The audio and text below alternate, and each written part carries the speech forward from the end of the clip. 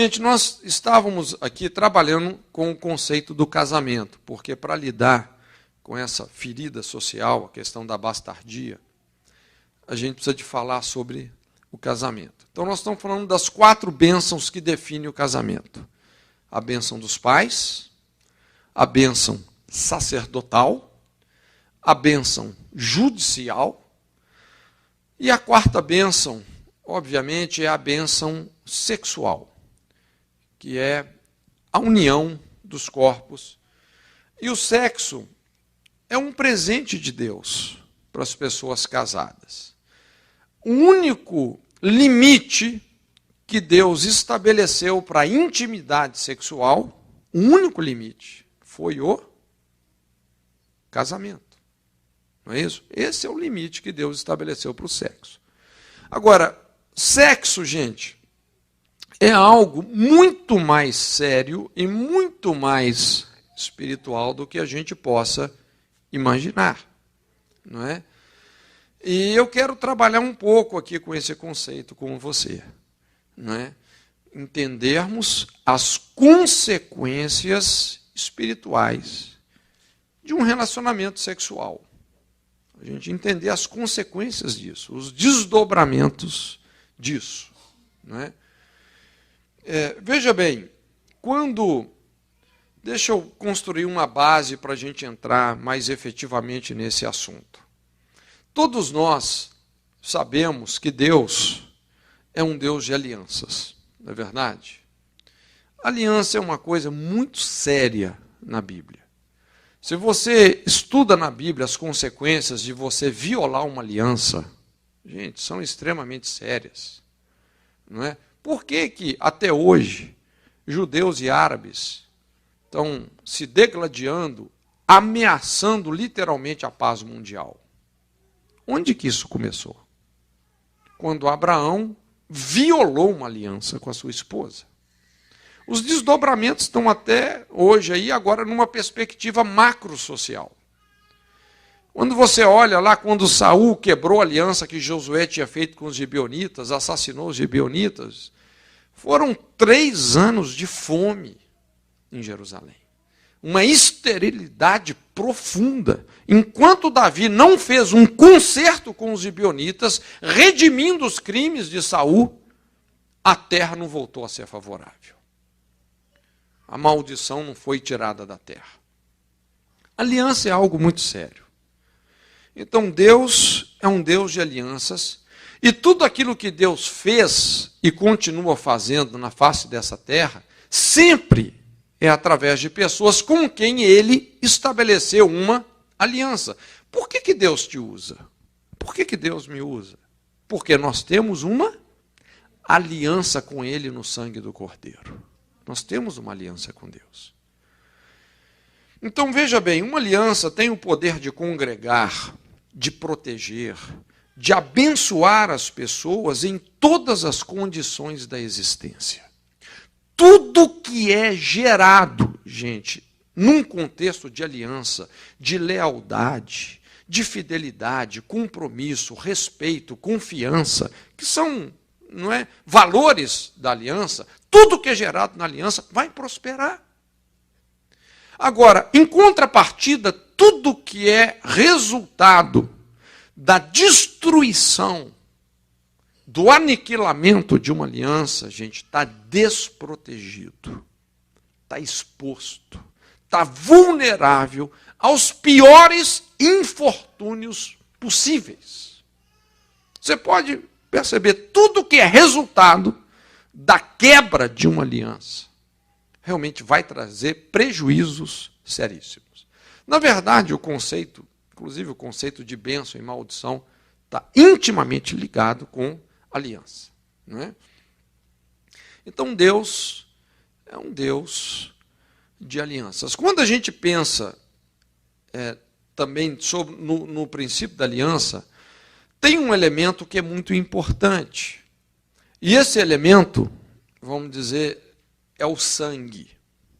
Porque existem alianças na Bíblia que elas são sancionadas com derramamento de sangue. Então, o sangue é um elemento muito espiritual também, é um elemento curioso. O sangue tem algumas propriedades muito poderosas. Ele liga o mundo físico ao mundo espiritual. O sangue também eterniza as coisas, não é? Então, vamos dizer que existem basicamente 2 pactos ou 2 alianças de sangue que a Bíblia nos autoriza a estabelecer. Todos nós podemos e devemos estabelecer essas 2 alianças. A primeira aliança de sangue, obviamente, é com o próprio Deus. O sangue de Jesus personificou uma aliança que Deus propõe extensivamente a toda a raça humana. Um pacto de fidelidade com Ele no sangue de Jesus. Quando você estabelece esse pacto de fidelidade com Deus, o seu Criador, no sangue de Jesus que nos justifica, o Espírito Santo vem morar em você, garantindo, outorgando a você a vida eterna. Como é que eu tenho certeza que eu vou viver eternamente? O Espírito Santo na minha vida me garante isso. Como Paulo fala, ele é o penhor, a garantia da minha herança. Se você ainda não tem essa aliança com Deus no sangue de Jesus, você está perdido. Você precisa de fazer essa aliança. Não é? Abraçando essa fidelidade a Deus, lógico, fiados e confiados também na misericórdia dele. O segundo pacto de sangue que a Bíblia nos autoriza a estabelecer, todos nós podemos, como também devemos estabelecer, é com o nosso cônjuge. O nosso cônjuge. E aqui entra toda essa questão sexual. Se você presta atenção em toda essa anatomia que envolve a intimidade sexual, a própria anatomia do homem, da mulher, não é? Todo esse entrosamento sexual, tudo foi desenhado para que na intimidade sexual fosse estabelecido um pacto de sangue. Você vê que o ímen da mulher tem a forma de uma aliança que se encaixa com o corpo do marido. Gente, o sangue, esse sangue da virgindade de uma mulher, é um sangue sagrado. E isso estabelece uma ligação, uma condição que Paulo descreve como sendo a condição de uma só alma. É uma ligação espiritual que liga o homem na mulher. Você lembra quando Paulo, inclusive, estava confrontando a imoralidade da igreja de Corinto, porque era muito comum naquela sociedade a prostituição cultual. A prostituição fazia parte do rito de muitas religiões naquela época. E ele explicando isso, ele falou, gente, se você se une com uma prostituta, você está se fazendo o quê? Uma só alma, um só corpo com essa prostituta. Então, está acontecendo uma ligação entre 2 pessoas, só que aí, no caso, por causa da imoralidade, uma ligação espiritual de caráter iníquo. Ele advertindo o povo. Então, é muito interessante como a intimidade sexual envolve esse compartilhamento de sangue. Não é isso? Todo relacionamento sexual envolve um compartilhamento de sangue. Tanto é que as doenças sanguíneas, elas são sexualmente transmissíveis. Há um pacto de sangue. E esse pacto de sangue redunda no estabelecimento de uma ligação espiritual. Então, o sexo dentro do casamento, ele tem esse papel de aprofundar a intimidade, de renovar a aliança, porque toda aliança precisa de uma renovação, não é verdade? Por exemplo, a nossa aliança com Deus, como é que nós renovamos a nossa aliança com Deus? No sangue de Jesus. Qual que é o preceito bíblico que nós obedecemos? A ceia. Não é verdade? Na ceia, você entra em concerto com Deus, você sonda o seu coração, você julga a si mesmo, não é? Se quebranta diante do Senhor e experimenta a intimidade dele, renova a sua aliança com Deus. Agora, o sexo, vamos dizer, é a ceia do casamento. É a maneira de você renovar a sua aliança com o seu parceiro, com o seu cônjuge. Você sabia que você pode diagnosticar a saúde espiritual de um casal pela intimidade sexual deles? Por exemplo, hoje é muito comum a gente atender casais, estou falando no contexto da igreja mesmo, casais que, apesar de estarem na igreja, muitas vezes até gente que ocupa posição, mas que já estão separados sexualmente há anos. Muitas vezes até dormindo em camas separadas. Há um tempo atrás, numa das nossas escolas, eu atendi um irmão precioso, líder de não sei quantas células na igreja dele, mas 6 anos dormindo em cama separada com a esposa. Olha só o que Pedro fala. Pedro, ele escreve, ele diz assim: maridos, coabitai sabiamente com as vossas esposas. Essa palavra coabitar, no literal, diz respeito à intimidade conjugal. Coabitai sabiamente com as vossas esposas, tendo-as como vaso mais fraco, para que as vossas orações não sejam impedidas. O que a sua vida sexual com a sua esposa tem a ver com a sua vida espiritual? Tudo. Quando a vida sexual está interrompida, gente, está separada, oração não passa do teto. É sinal que existe muito problema aí. Quando você vai cavar nesse tipo de território, vida sexual interrompida, às vezes você vai encontrar casos de adultério oculto, você vai encontrar situações de abuso e molestação sexual que nunca foram enfrentadas, a pessoa está com aquela mordaça emocional há 30, 40 anos, nunca conseguiu falar daquela vergonha. Você vai encontrar situações onde a pessoa se envolveu no ocultismo, lá pedindo até favores na área sexual, você vai encontrar uma série de problemas. Então é importante, gente, entendermos que o sexo é algo muito mais espiritual do que a gente imagina. E é fundamental, não é, esse entrosamento sexual, essa liberdade, não é, do sexo no casamento, é fundamental para a saúde espiritual de um casal. Então esse é o princípio da renovação da aliança. Agora, o problema é o sexo fora do casamento, porque quando você se relaciona sexualmente com a pessoa fora do casamento, você está estabelecendo com essa pessoa uma aliança de sangue, ok? De caráter iníquo. E é o que eu falei, gente, sangue é um elemento muito espiritual. Não é? Não existe uma neutralidade espiritual quando você trata desse elemento que é o sangue. Quando o sangue é ritualisticamente derramado, ele configura uma aliança. Não é?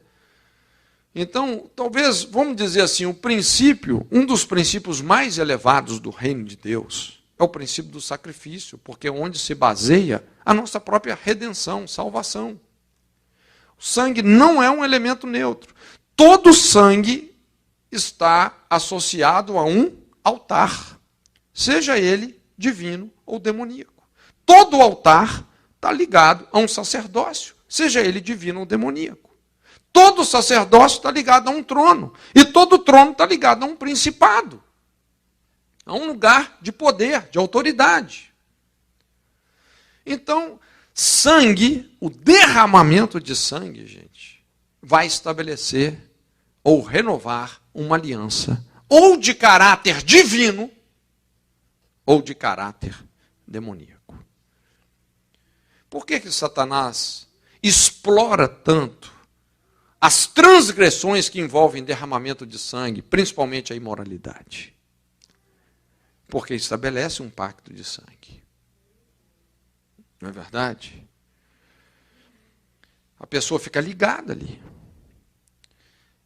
Tem coisas, lógico, a gente nunca pode fazer de uma experiência, uma doutrina, mas eu já atendi vários casos assim, de mulheres, às vezes até mãe de filhos já, que ainda permaneciam numa situação de profunda dependência emocional com um namoradinho lá atrás com quem elas tinham perdido a virgindade. E depois tiveram casos de adultério com esse namorado. Porque ficaram o quê? Ligadas. Espiritualmente ligadas. Iniquamente ligadas. Entende? Quando uma pessoa comete um crime, um assassinato, por exemplo, eu tenho atendido várias pessoas que assassinaram pessoas. Quando uma pessoa assassina uma pessoa, ela nunca mais é a mesma. É um sangue, esse sangue foi para um altar. Esse altar é de quê? De um espírito de morte. Então essa pessoa agora, ela está ligada a esse altar. Ela está debaixo, ela e a sua descendência estão debaixo da perseguição de um espírito de morte. Então você entende a seriedade quando a gente pensa nessas alianças que envolvem sangue.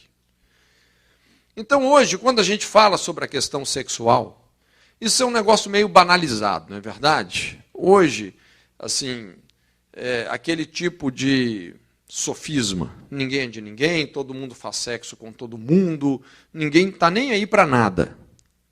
Só que as consequências de você estabelecer esses pactos de sangue com espíritos de moralidade, através desses relacionamentos que são iníquos, irmãos, isso traz muita destruição. Eu li uma reportagem na revista Veja, alguns meses atrás, uma das maiores psicanalistas do Brasil. Veja bem, uma mulher não crente, essa mulher não é crente, não é nada, mas olha só o que ela estava escrevendo nessa reportagem. Eu vou dizer assim com as minhas palavras, mas ela falou mais ou menos o seguinte: toda essa geração que tem apostado todas as suas fichas na liberdade sexual como receita da felicidade, ela falou assim, quebraram a cara. Essas são as mesmas pessoas que estão superpopulando as clínicas psicológicas e psiquiátricas. Olha, na experiência dela, ela chegou a essa conclusão, fazendo uma, como é que fala? Uma pesquisa com o próprio pessoal que ela atende.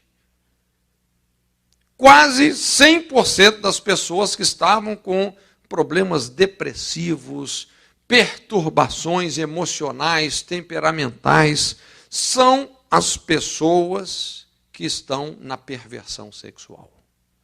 Gente, Satanás, ele não está brincando de matar, roubar e destruir, não.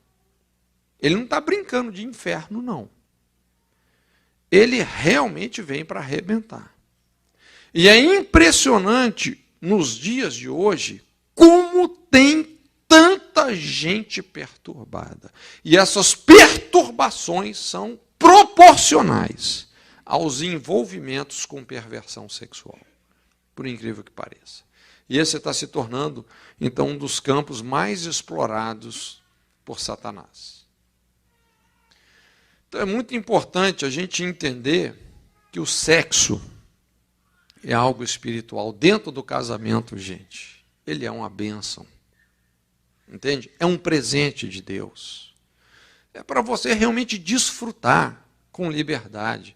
Mas a intimidade sexual fora do casamento estabelece um pacto de sangue. Iníquo. com espíritos de moralidade.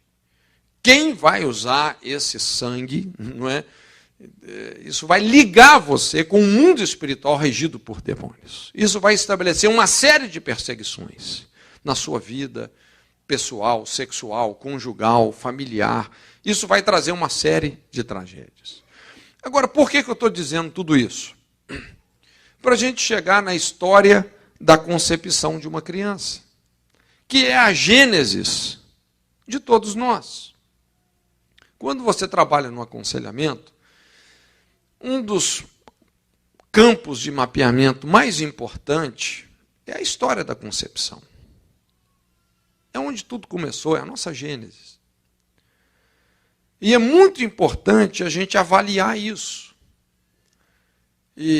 Então, o que eu quero dizer é que família, filho, é algo tão sagrado que você só pode gerar através de um relacionamento com uma pessoa que você tem um pacto de sangue com ela. Um casamento que precisa de estar amparado por todas essas bênçãos que nós estamos falando. Porque as consequências de você gerar um filho em detrimento dessa aliança, e Deus desenhou para que fosse assim, as consequências, gente, vão ter um impacto de até 10 gerações. Você começa a criar uma problemática social que depois não tem ninguém que dá conta. Hoje, no Brasil, nós já temos os tataranetos dos meninos de rua. Nós temos uma guerra urbana instaurada. Nós temos uma violência incontida que não tem governo que dá jeito. São os filhos da morte da família. Os filhos sem pai. 100% das pessoas que estão nos presídios brasileiros não conhecem o pai.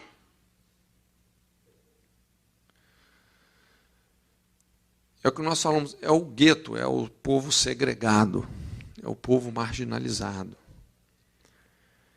Então é muito importante a gente entender a seriedade dessa instituição de Deus.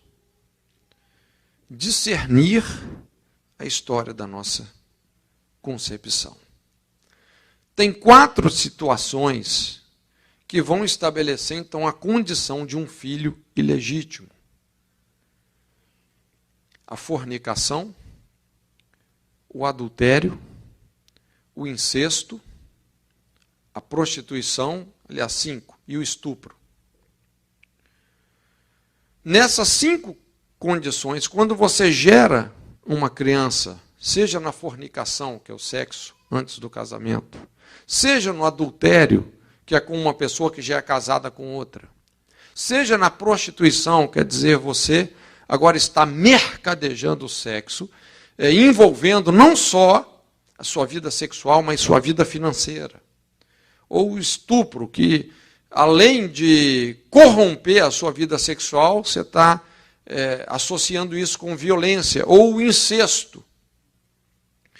Então, essas 5 situações estabelecem essa condição de um filho que a Bíblia considera ilegítimo, foi gerado ilegitimamente. É lógico que uma criança que foi gerada ilegitimamente, como nós falamos, a partir do momento que ela foi gerada, ela é aceita por Deus, amada por Deus, Deus tem um plano para ela, mas tem todas essas consequências, essa tendência ao segregamento, que Moisés falou, não entrará na congregação do Senhor até a sua 10ª geração, a tendência de reproduzir a situação que ela foi gerada. Toda concepção de uma criança envolve um pacto de sangue. Eu e você somos o resultado de um pacto de sangue que aconteceu num relacionamento entre os nossos pais. E esse pacto de sangue, como nós falamos, ele pode ter sido bendito, muito abençoado, mas ele pode também ter sido um pacto de sangue iníquo, que envolveu o pecado. E o que a gente observa na prática, gente, é que uma criança, então, gerada fora do casamento, ela passa a sofrer. Primeiramente, uma perseguição de caráter sexual na sua história de vida. E isso é algo tão sério, presta atenção no que eu estou te dizendo, quase 100% das crianças geradas fora do casamento sofrem algum tipo de abuso ou molestação sexual na infância. Quase 100%. E isso que eu estou te falando não é um dado teórico, não. Eu estou te falando, isso é empírico. Isso é científico. Isso está em centenas de fichas de atendimento. E aqui nós temos, então, uma outra ferida social, que é o problema do abuso sexual na infância, que é uma ferida alarmante. É um problema muito maior que a gente imagina. E que destrói a vida de uma pessoa. Eu sempre falo, abuso sexual é o assassinato da personalidade. Você quer destruir, distorcer, corromper toda a autoestima. A personalidade de uma pessoa é submeter essa pessoa a um abuso sexual na infância. O sentimento de desvalorização, de inutilidade, não é profundo, é terrível. No Brasil, em média, de 30% a 70% das pessoas admitem que sofreram um abuso sexual na infância. Em algumas regiões do Brasil, esse percentual sobe para 90%. Alguns lugares no norte do país, algumas regiões no Rio de Janeiro, isso chega a ser 90%. De cada 10 pessoas que são atendidas, 9 admitem que sofreram algum tipo de molestação ou abuso sexual mesmo. E quando você vai ver essas pessoas que foram abusadas, 100% delas foram geradas fora da aliança do casamento. São crianças desprotegidas, crianças que não têm acesso ao pai, crianças que são largadas pela mãe. São as crianças expostas. É importante você entender que abuso sexual tem causas. Tem até uma mensagem ali que a gente fala sobre Ló, a transgressão de Ló, saindo do domicílio do abuso sexual e do homossexualismo, que a gente explica toda essa construção. Tem toda uma construção aí. Mas a primeira consequência de se gerar um filho fora do casamento é que esse filho está sujeito a uma perseguição sexual. Isso pode acontecer através do abuso, da molestação, ou também de uma saliência sexual precoce. Por exemplo, hoje é comum a gente atender crianças com 3, 4, 5 aninhos de idade que já têm vida sexual ativa. Vida sexual ativa. É comum você ver crianças, há um tempo atrás nós atendemos 2 menininhas, uma de 3 aninhos, outra de 4, que se relacionavam mesmo, com um beijo na boca e tudo, um relacionamento de lesbianismo. É comum você ver crianças com 5, 6 aninhos de idade que já têm trejeitos homossexuais. E você percebe que isso, presta atenção no que eu estou te dizendo, isso não é da natureza dessas crianças.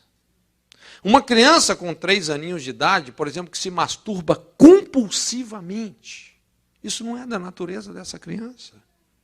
Aqui mesmo, uma vez que eu vim nos Estados Unidos, estava ministrando num outro estado aqui, e uma irmã me procurou e falou, Cote, olha, agora estou entendendo o que acontecia com a minha filha. Se masturbava compulsivamente, a ponto de ficar toda suada. Por mais que eu brigasse com ela, não tinha jeito, nada parava ela. Ela falou, cheguei a filmar, filmei ela, levei para o psicólogo e tal, mas o psicólogo não sabia o que fazer.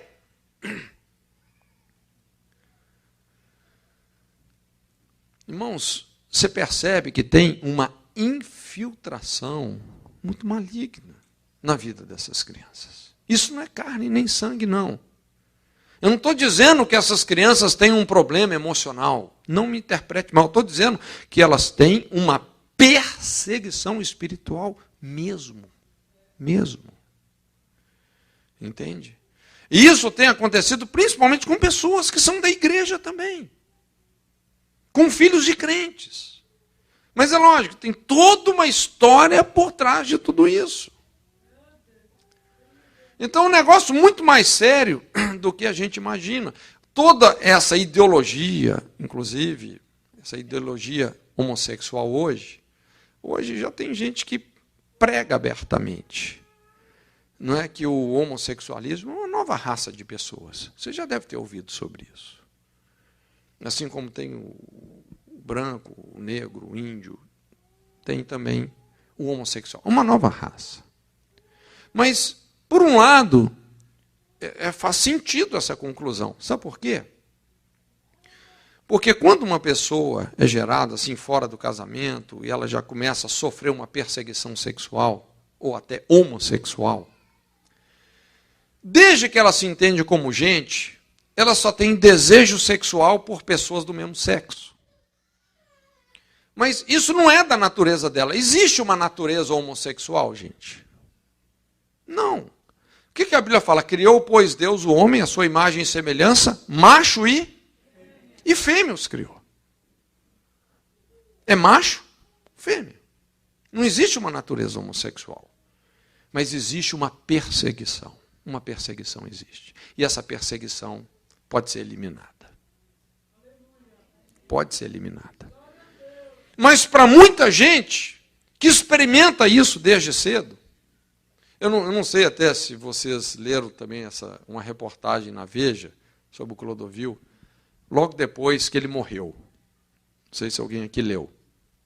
Mas ele contando, não é? Aí você começa a entender a luta dele, porque ele nunca gostou de ser o que ele era.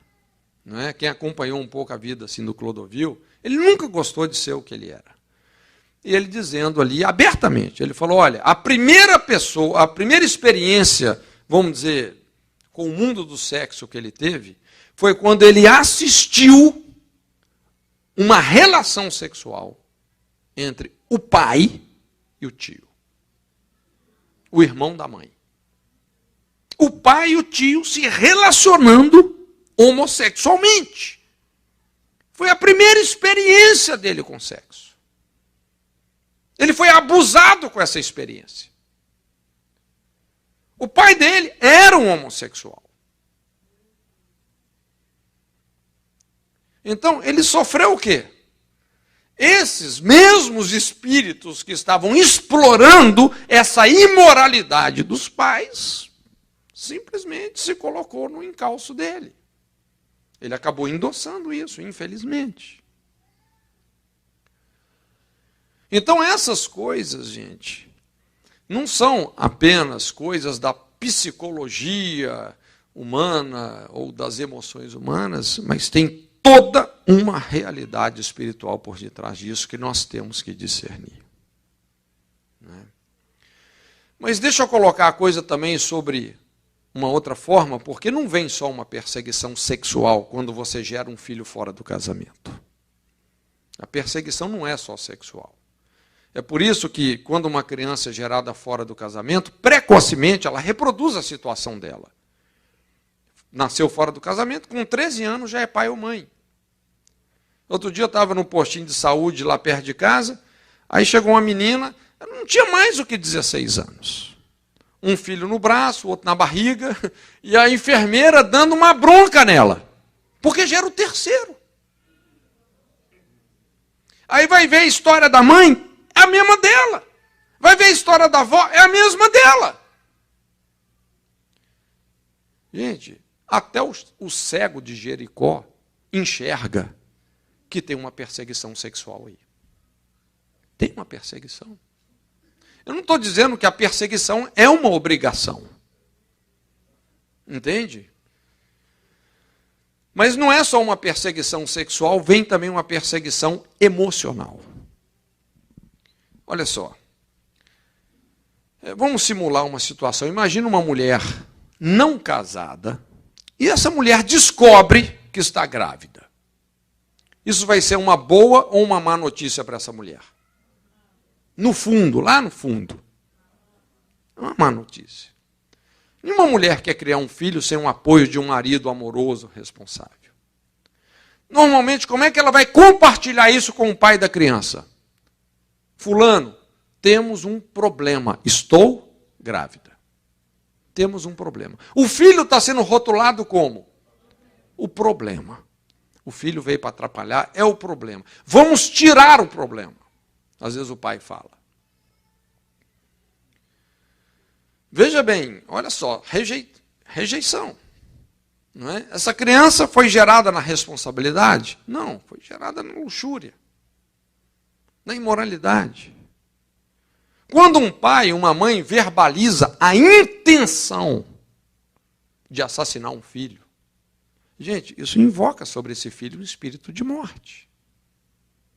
Isso autoriza uma perseguição espiritual de natureza correspondente na vida dele. Aí, de repente, quando a família fica sabendo, a família também rejeita. É comum, às vezes até a igreja rejeita. Tem gente que fala, bem feito, ficou grávida. Deus está castigando. Agora o filho é o castigo de Deus. Não, mas é sério. É sério. Veja bem que essa criança, gente, cresce agora com um profundo sentimento de inadequação, perseguida por esse espírito, porque todas essas rejeições oferecidas pela mãe, pelo pai, no desespero deles, tudo isso vai invocando um espírito de rejeição. Presta de novo atenção no que eu estou dizendo. Não estou dizendo que essa criança tem só um problema emocional. Eu estou dizendo que ela está sofrendo uma perseguição por um espírito. Porque foi abertamente rejeitada pelos próprios pais, as pessoas que deveriam oferecer toda a proteção, amor e carinho a ela. Então essa criança cresce com um profundo sentimento de inadequação, perseguida por esse espírito, se torna cada vez mais irritada, rebelde, não se sente parte da família, não consegue se encaixar na igreja, está sempre à margem, se sentindo inferior. Mesmo quando ela é amada, ela não se sente amada, são aqueles solitários no meio da multidão. Aqui a gente começa a entender toda essa síndrome, os meninos de rua, até de muitos pais que adotaram filhos. Eu tenho conversado com pais adotivos que eles chegam quase que ao desespero com esses filhos. Por mais que eles amam. Né? Eu me lembro, inclusive, de um pastor amicíssimo meu, homem de Deus. Esposa dele, uma conselheira tremenda. E ele pediu que o filho dele ficasse numa das nossas escolas, lá na Jocum. Mas o menino não ficou uma semana. Uma noite lá ele fugiu, foi para o bordel. E tadinho, o pai apavorado. E falando, Cote, olha, sempre demos todas as oportunidades, amamos, mas a gente não entende por que ele faz isso. E quando você vai analisar esses casos, você começa a entender assim, o impacto dessa lei da herança. Normalmente isso está relacionado com essa herança dos pais biológicos. Um filho, antes de ser adotado, ele foi rejeitado. De repente, ele passou por tentativa de aborto, foi largado, foi gerado num ambiente de miséria, de prostituição, passou necessidades físicas. E tudo isso, gente, constrói realmente uma herança, um crédito de injustiça, que pesa negativamente contra essa criança, que traz muitos infortúnios. Por isso que é muito importante um pai adotivo ou pai de uma criança que foi gerada fora do casamento, ter a humildade de fazer essa reconciliação entre pais e filhos. Quando um pai adotivo reconcilia o coração desse filho com os pais biológicos, mesmo que não tenha acesso a esses pais biológicos, mas ensina esse filho a perdoar, confessar intercessoriamente essas injustiças que esses pais praticaram contra esse filho, reconciliando o coração. Sabe o que acontece normalmente com essas crianças? Elas não só são curadas por Deus, mas elas acabam se tornando um soro, uma vacina, que cura muita gente, que restaura muita gente. Mas o que muitas vezes acontece é que o pai adotivo, a primeira coisa que ele entende que ele tem que fazer é mentir para esse filho, dizendo que ele não é adotivo. E sustenta uma mentira a vida inteira. Irmãos, existe alguma possibilidade de libertação na mentira? Conhecereis a mentira e a mentira vos libertará? Não tem. Às vezes não é fácil um pai adotivo chegar e falar, olha, meu filho, eu quero te dizer a verdade. Você não nasceu da barriga aqui da sua mãe, mas você nasceu do coração. Né?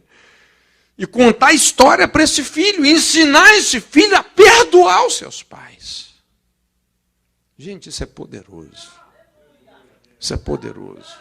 Essa foi a história de Moisés, o adotivo. Você pode ver, Deus sempre escolhe o órfão. Moisés, por um motivo de força maior, foi expelido do seu lar, foi criado pela filha de Faraó. Ele cresceu sendo príncipe de um povo que escravizava o povo dele. O cara cresceu num conflito, numa dívida moral. Isso, essa orfandade, essa injustiça, isso desenvolveu tanto ódio, que a Bíblia fala, aquela situação do egípcio maltratando o hebreu, ele assassinou a sangue frio aquele egípcio. Ele olhou para um lado, olhou para o outro, de ninguém, ele partiu tão arrojadamente que ele assassinou o egípcio. E ali ele se autoexilou. Como é que Deus vai usar um assassino? Ele foi embora, ele deu um cartão vermelho para si mesmo, ele se tirou de campo, se autoexilou lá em Padã Arã. 40 anos no famoso ministério do pastor Jetro, né? Mas Deus curou ele. Não foi fácil Deus tirar ele daquela caverna. E ele se tornou um homem mais manso da face da terra. O órfão Moisés. Libertou mais de 3 milhões de pessoas com sinais, prodígios e maravilhas. Quando você olha para a vida de Davi, é uma coisa curiosa a vida de Davi. O que dá a entender é que Davi realmente, a mãe de Davi não era a mãe dos irmãos dele. Ele mesmo fala, em pecado me concebeu. É pecado uma mãe conceber um filho, gente? Não. Mas ele fala, em pecado me concebeu a minha mãe. Você pode olhar que Davi era um irmão excluído. Quando Deus ordenou que Samuel fosse ungir um dos filhos de Jessé, Davi foi contado? Não. Ele não foi contado. Quando ele vinha trazer mantimento para os irmãos na guerra, como é que os irmãos tratavam ele? Com desprezo. Mas quem que Deus escolheu? O órfão. O órfão. Não é? A gente sabe que essa perseguição sexual na vida de Davi foi pesado. Foi pesado. Foi algo destruidor. Não é? Mas Davi se tornou ainda assim homem segundo o coração de Deus. Irmãos, na história de Jefité, a gente vê um desfecho bem mais triste. A gente vê um desfecho bem triste. Porque ele acabou destruindo a sua posteridade. Eu não quero entrar no mérito da questão se realmente ele sacrificou, literalmente falando, a filha ou não, ou se foi só a virgindade dela, mas era uma filha única. Na cultura hebraica não tem maldição pior do que você morrer sem deixar uma descendência.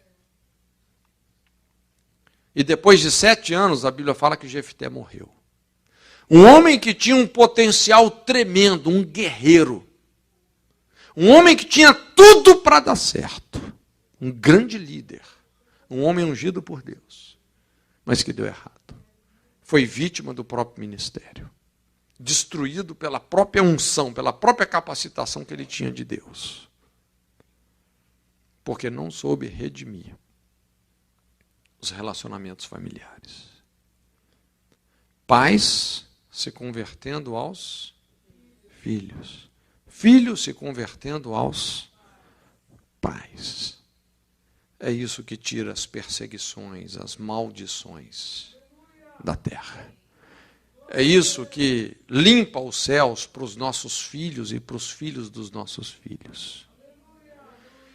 Estabelece um novo céu, uma nova terra, onde as promessas de Deus de fato vão se cumprir. Eu, Senhor, farei misericórdia até 1000 gerações, em relação àqueles que me amam e que guardam os meus mandamentos.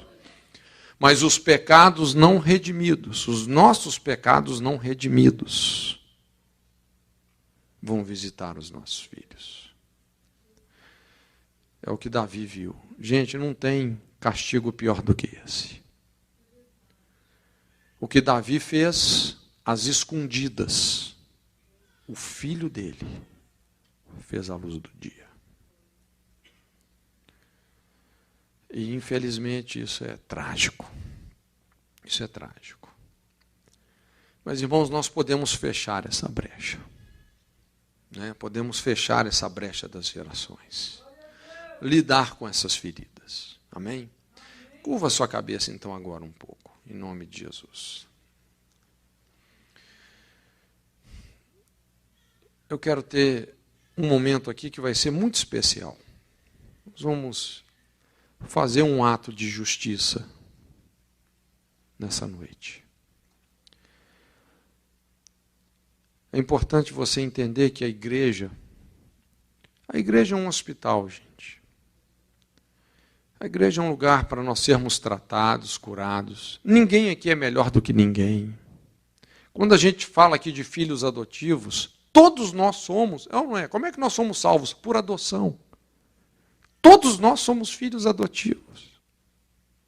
Ninguém aqui é melhor do que ninguém. A Bíblia fala que Deus encerrou todo homem debaixo do pecado para com todos usar de misericórdia.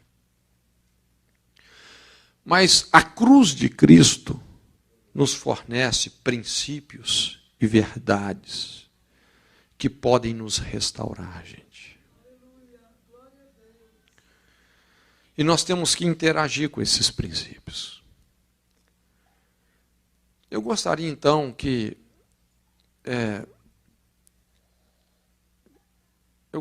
você que sabe, que quando seus pais te geraram, eles não eram biblicamente casados. Você não foi gerado dentro dessa aliança. Faz um sinal, por favor. Levanta a sua mão. Vai ser muito importante isso. Vai ser muito importante. Eu gostaria que você tivesse a liberdade, e eu sei que o Pai está aqui, o Espírito que está nesse lugar, gente, é o Espírito que clama, Abba, Pai. Aqui não tem lugar para rejeição, não é? É o Espírito do amor de Deus. Deus te ama.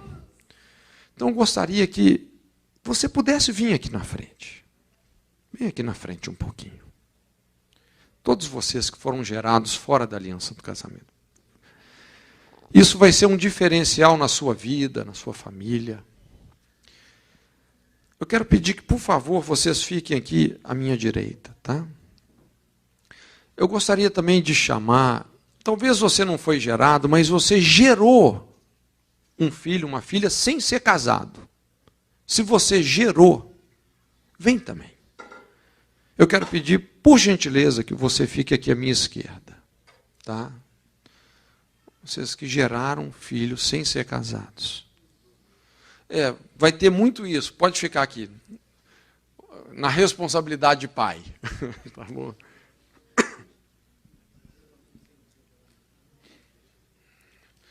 Enquanto isso, a igreja, vamos estar em oração, porque é um momento muito especial. Um momento muito importante. Deixa eu falar aqui primeiro com os pais. Eu quero que os pais olhem para mim aqui. Quando a gente fala sobre essa restauração, essa cura de dentro para fora, cura das memórias, não é? Cura interior. Cura interior, gente, não tem nada a ver com regressão. Tá? Regressão, coisa que tem a ver com hipnose, parapsicologia, até na Umbanda você vai ver isso, é coisa altamente maligna. Cura interior é você conscientemente, com a maturidade que você tem, e a Bíblia fala que o espírito do profeta está sujeito ao profeta, inspirado por Deus, é você voltar na sua memória ferida. Aliás, não é nem voltar, é enfrentar. Eu prefiro o termo enfrentar, porque enfrentar é trazer para frente. É você trazer um passado, uma memória que dói, que te fere, que te envergonha, que te constrange, você trazer para frente essas lembranças, essas memórias feridas. E você interagir com essas memórias feridas, essas lembranças, que muitas vezes até o Espírito Santo nos traz essas lembranças, com os princípios implícitos no sacrifício de Jesus, perdoando, confessando intercessoriamente essas injustiças, liberando essas pessoas, recebendo o perdão de Deus, se perdoando também, e por aí afora. Então, eu gostaria que, nesse momento, você pudesse curvar sua cabeça, fechar os seus olhos. Sim.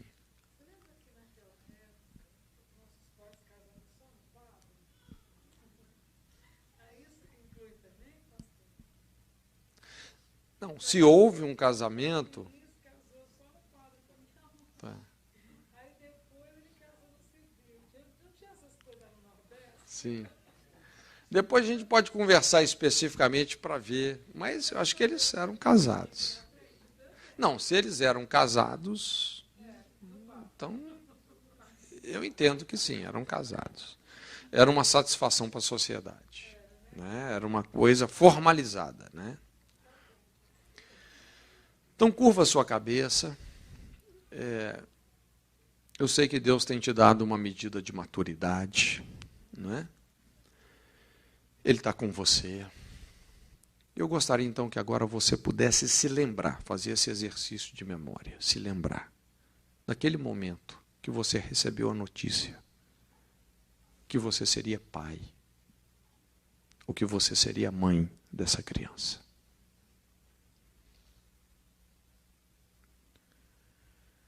Eu gostaria que você considerasse toda a injustiça, não é? Toda a imoralidade que envolveu essa concepção. Que você considerasse também a maneira como você reagiu diante dessa notícia. Pode ser que você disse palavras que você não queria ter dito. Pode ser que você até teve iniciativas, você deu até um ultimato de morte para essa criança, não sei. Pode ser que você abandonou.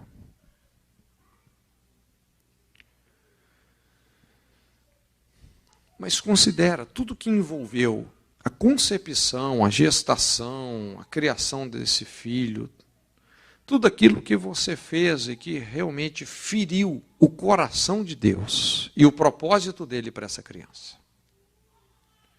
E dentro de você, faz um concerto com o Senhor. O tempo não apaga nada, mas quando nós nos expomos, nos arrependemos, nos reconciliamos, o sangue de Jesus é glorificado. Então vai fazendo esse concerto, e no momento que eu te falar, você vai se deslocar do seu lugar, tá bom? Você vai se dirigir a uma dessas pessoas que estão aqui do outro lado, pessoa que Deus te mostrar. Você vai até essa pessoa como se literalmente essa pessoa fosse esse filho. E você vai pedir perdão. Tudo isso que você sente que foi uma carga de injustiça, vai pedindo perdão. Seja específico, peça perdão. Pais se convertendo aos filhos. Amém? Deixa eu falar com os filhos agora. Quero que todos vocês olhem aqui para mim. Deus ama profundamente vocês. Deus nunca rejeitou e nunca vai rejeitar vocês. Nunca. O salmista fala que Deus é pai de órfãos, juiz de viúvas, faz o solitário habitar em família. Não é isso? E não é coincidência que isso está acontecendo aqui hoje. Deus conhece a dor do coração, o vazio existencial, o buraco existencial que ficou aí. Deus conhece. E Ele é pai. Então, quando esses pais, essas mães vierem até vocês, recebe essa pessoa como se literalmente fosse esse pai, essa mãe. Talvez um pai que você nem conheceu, não sei. Mas recebe. Talvez seu pai e sua mãe nunca te pediram perdão. Essas pessoas estão representando eles. Isso é sacerdócio. O sacerdote é aquele que se compadece eternamente dos ignorantes e errados, oferecendo dons e sacrifícios. Isso é sacerdócio. Eles estão representando seus pais. Há uma força profética nisso. Uma força sacerdotal. O que é ligado na terra é ligado nos céus. Então recebe essa pessoa como se fosse seu papai e sua mamãe. Ouve a confissão e perdoa. Tá? Tudo que eles te pedirem perdão, perdoa. O salmista também fala aí que Deus faz o solitário habitar em família, mas ele fala os rebeldes habitam em terra seca. Eu sei que a imoralidade, o abandono, a rejeição dos nossos pais, muitas vezes provocam rebelião nas nossas vidas. Então, quando eles te pedirem perdão, se você sentir também, peça perdão por toda rebelião, moralidade, pecado. Pede perdão. Os pais se convertendo aos filhos, os filhos se convertendo aos pais. O que a Bíblia garante, né, e eu ando na palavra, né, é que a maldição vai ser arrancada da terra. Isso vai estabelecer um novo céu sobre a sua vida, uma nova possibilidade para você reaver os seus relacionamentos, para você construir uma família sólida, um ambiente espiritual favorável, favor de Deus sobre a sua vida. Amém?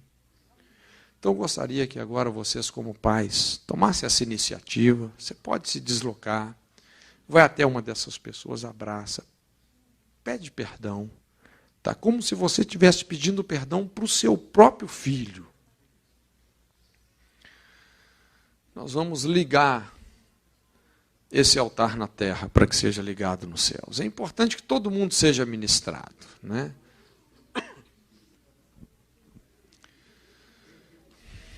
Sim, Senhor. Igaistei Martin Christ, Sita Maikei, Sita Mai, Sibaraga estou Yamaikei, Hiklai Singa estou Yakai, Martin Christ, Clibahai sou Yamai, Tibagai sou. Vem com a sua presença, Senhor. Senhor, tudo aquilo que foi destruído na identidade, tudo aquilo que foi destruído na capacidade de construir relacionamentos, de construir o casamento, a família. Toda herança que foi roubada, restitui, Senhor. Restaura. Ouve a confissão desses pais, o perdão desses filhos. Tira, Senhor, toda perseguição sexual, emocional. Que haja realmente um novo céu. Um novo céu, uma nova terra sobre essas pessoas. Obrigado, Pai.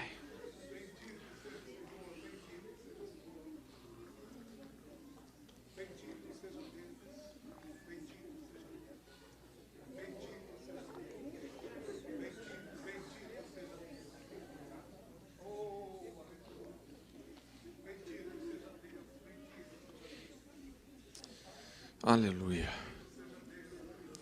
Obrigado, Jesus. Obrigado, Senhor. Obrigado.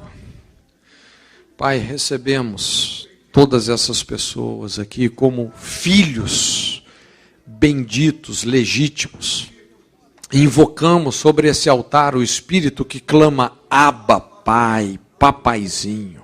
Não mais o espírito de escravidão, mas o espírito de amor, de temor, de moderação. No nome de Jesus, Senhor. No nome de Jesus. Senhor, eu quero abençoar cada vida, cada família aqui representada. Senhor, eu oro que o Senhor possa intervir nos relacionamentos, no casamento de cada uma dessas pessoas. Senhor, aqueles que ainda não são casados, prepara, Senhor, no tempo certo a pessoa certa, com quem eles vão estabelecer uma família que é família bendita do Senhor. No nome de Jesus. Senhor, eu oro que o Senhor possa selar esses corações com lealdade, aliança, confiança. Senhor, todo esse vazio existencial, deixado pela ausência ou os abusos de pais. Senhor, que o Senhor possa entrar nessa brecha. Te estabelecemos sobre essas pessoas como pai de órfãos. Não só Deus.